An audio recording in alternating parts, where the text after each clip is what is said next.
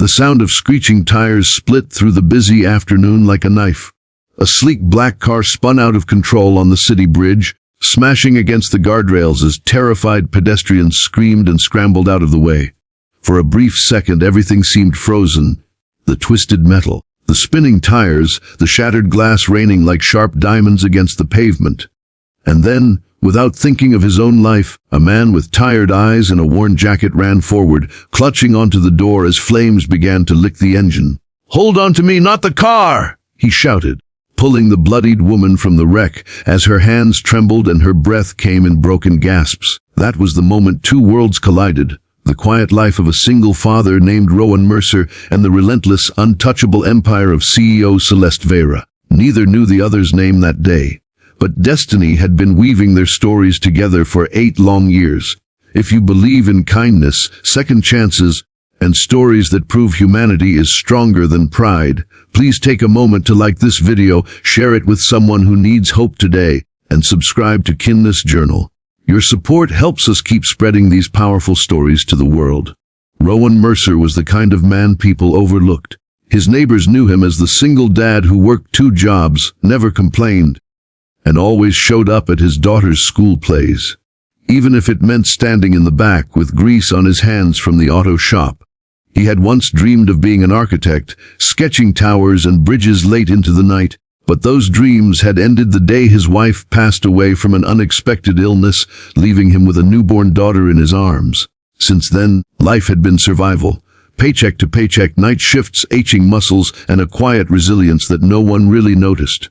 Celeste Veyra, on the other hand, was the woman everyone noticed.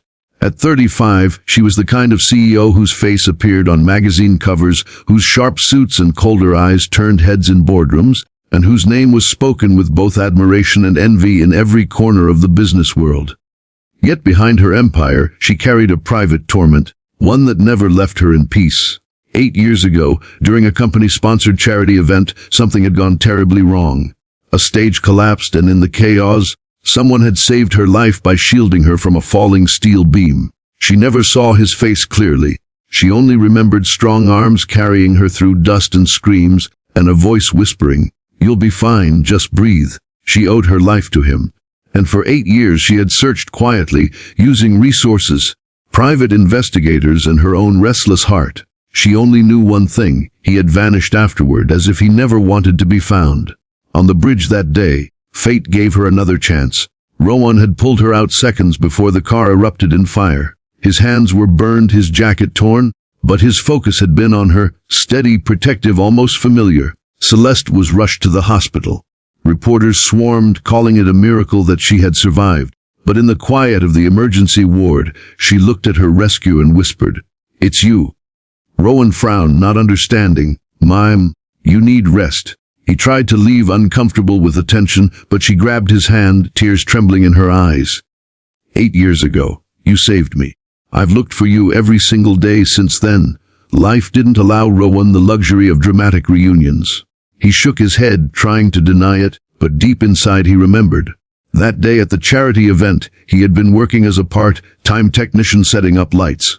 When the stage collapsed, he had reacted instinctively, protecting the woman nearest him. He never told anyone. He had gone home, holding his baby daughter and vowing never to risk his life recklessly again. He never expected the woman he had carried would remember him. But Celeste remembered, and she was not about to let him disappear again. In the days that followed, the media portrayed Rowan as a nameless hero. Reporters camped outside his modest apartment, trying to catch a glimpse of him and his daughter Isla, a bright-eyed girl of 9 with paint-stained fingers and a laugh that softened even the hardest hearts. Rowan tried to push it all away. He didn't want fame, he didn't want money, he didn't want attention.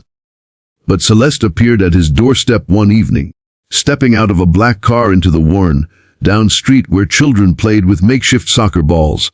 The CEO in her high heels and tailored coat looked wildly out of place, but her eyes softened when she saw Isla peek out from behind her father.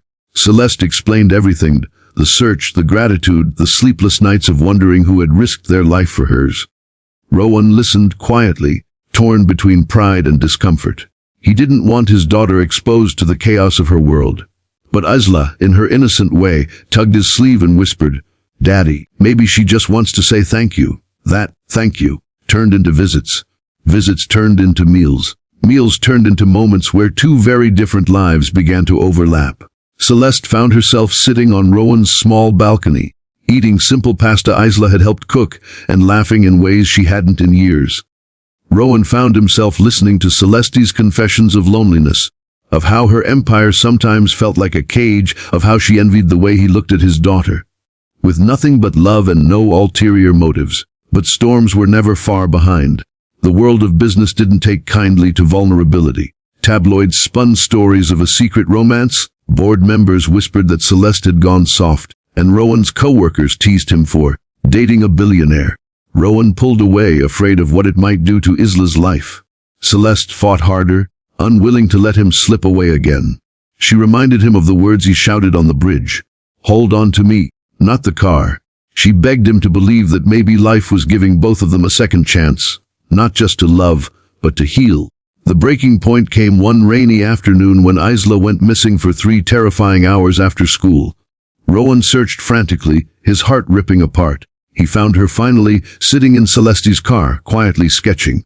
She just wanted to surprise you with a painting, Celeste explained softly, and she thought my office had the best view. Rowan's fear melted into relief, but in that moment, he also realized something else. Celeste wasn't a danger to Isla. She was the first person who had cared enough to sit beside her, to encourage her art, to remind her she wasn't just a burden on her father's tired shoulders. Slowly, Rowan allowed the walls around his heart to crack. Celeste stopped being the unreachable CEO and became a woman who laughed when Isla smeared paint on her hands, who stayed up late helping with homework, who admitted she sometimes just wanted to feel normal. And Rowan, who had convinced himself he was destined only for survival, began to dream again. Dreams of stability, love, and maybe even family. The world didn't change overnight. They faced resistance, judgment, even fear. But what grew between them was stronger than pride, stronger than wealth, stronger than circumstance. It was built on gratitude, on shared scars, on the simple truth that sometimes life brings people back together when the timing is finally right. And so, on a bright afternoon not unlike the day of the crash, Rowan stood at the same bridge with Celeste and Isla. The traffic roared below, the city stretched beyond, but his voice was calm as he looked at them both and said, "This time I'm not letting go."